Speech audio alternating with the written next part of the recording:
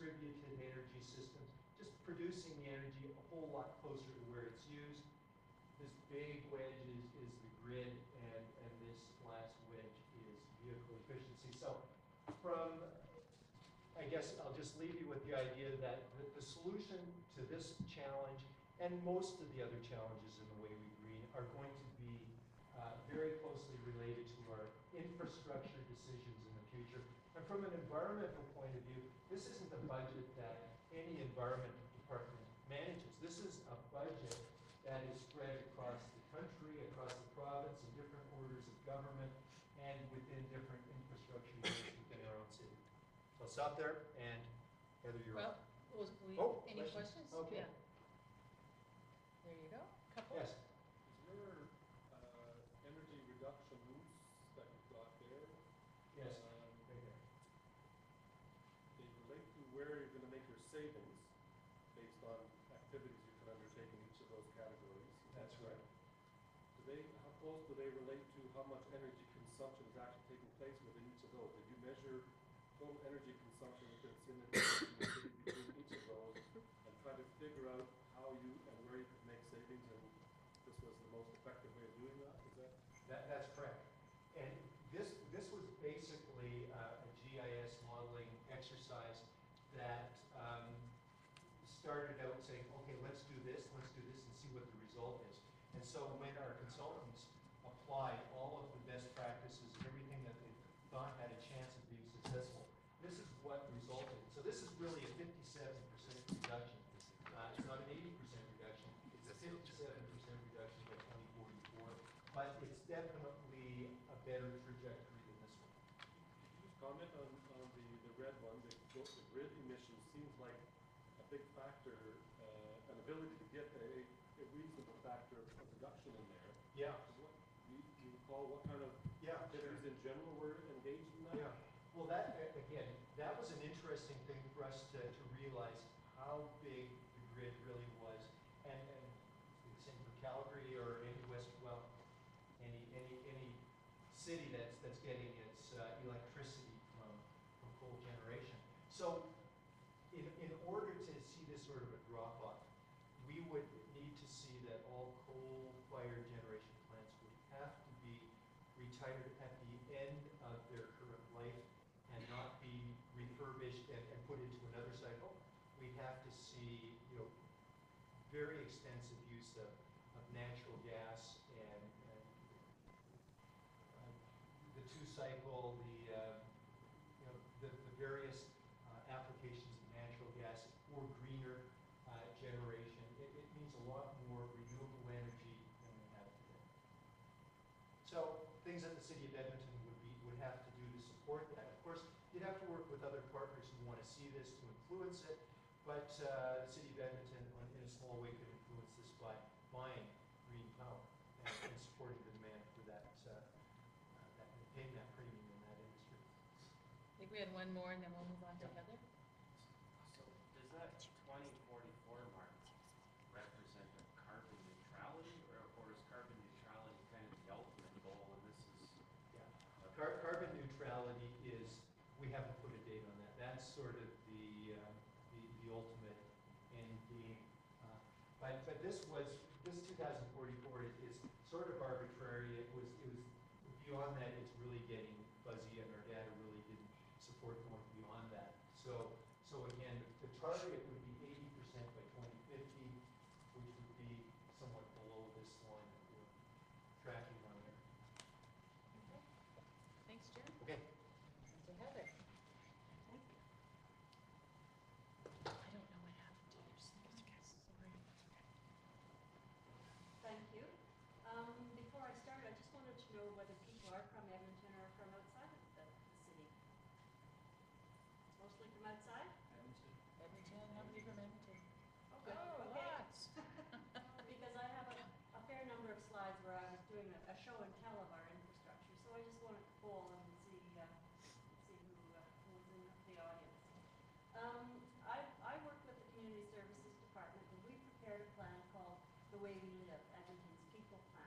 It brings together, integrates a lot of the services to people that we as a city provide. We have a vision statement Edmonton is one of Canada's most livable cities because it's welcoming to all, safe and clean, fosters its heritage and supports its arts and multicultural communities, encourages active lifestyle through recreation opportunities, and engages in its citizens in the city vision and direction. So you can see the direction where that plan was coming from. It was a very comprehensive planning exercise, and covered the planning, all of the objectives, cover off many of the areas that you will be familiar with. We have 6 goals to improve the livability. Edmonton is a sustainable city. You'll see the theme of sustainability running through all of our plans. Edmonton is a vibrant, connected, engaged, and welcoming city. Edmonton celebrates life. You'll notice the exclamation mark there. That was important to us. Edmonton is a caring, inclusive, and affordable city. Edmonton is a safe city. And Edmonton is an attractive city. Those were the elements that we were looking to promote within our plan. All of those contribute, we believe, to the livability of Edmonton. I just wanted to show a little bit of the alignment that we do make. The corporate outcomes, and Jim gave a good introduction to the corporate outcomes, and the way our goals do feed into those. It was a very precise and exercise where we were very conscious in making sure that there was alignment to the goals and back to the outcomes. So I won't go through it, but for example, the safe and clean city is a corporate goal as well, and our goal 4 is Edmonton is a safe city, Edmonton is an attractive city, so they do run together. Infrastructure and livability. And from this point on, as I said, I'm going to have a little bit of a show and tell you about selected features in our infrastructure and how they impact the goals of livability. These 3 slides are, I have a few more that I will explain in detail. Twilliger Recreation Centre is our first major recreation centre in 30 years. It's a multi-purpose centre. It houses a huge aquatic centre with pool, whirlpool, lazy river water slide, has fitness centre, track, triple gym, has 4 NHL sheets of ice and 20 dressing rooms. It has 14 multi-purpose rooms. And these are important from a livability perspective because they're used broadly by the community for arts, multiculturalism, all sorts of people use those rooms, and we're very quite happy with the uptake on that. We also have one of the first pictures that I saw. Oh no, I don't do that. It had a piece of art. We have a no. It's okay if you can. Okay. We have a public art program. There you go. Present for Art. This is the feature in front of the Terwilliger Centre. Our public art program provides art either within the centres or external to them like that. And I think that exemplifies the City of Edmonton's commitment to the arts community as well. Another feature that I wanted to talk about with the Terwilliger Centre is its placement. It's adjacent to a high school. It generates a lot of flow from that as well. And it's close, has very good transit connections. In building it, we made it, we are planning for LEED Silver, so we're very proud of that. It also includes 4 commercial spaces within that centre, which we have had commercial spaces within our rec centres, but this is a little bit of an expansion in one area. The second one I wanted to talk about is our Commonwealth Community Recreation Centre. Now, those from Edmonton will recognize this as a retrofit of the facility that our Edmonton Eskimo football team used. This was actually a partnership with the City of Edmonton, the province of Alberta, and the Edmonton Eskimos. We had extensive community consultation to meet the needs of the central northeast Edmonton people. It is placed in an area that is surrounded by, I would say, 2 or 3 distressed neighborhoods, so it was very important to us to make sure that the new facility was number one, welcomed into the area, and that the people who lived in the area felt welcome in that facility. The programming in the facility, I believe, has a lot of community focus as well, has lots of youth, community, and sports focus as well. Once again, we've been incorporating a lot of rooms for multiple purposes. So we have cultural associations that are meeting there, and that's what we're hoping to achieve is more community integration. I'll point out that this one is right on an LRT stop, so it's very accessible. Once again, sustainability features in this facility.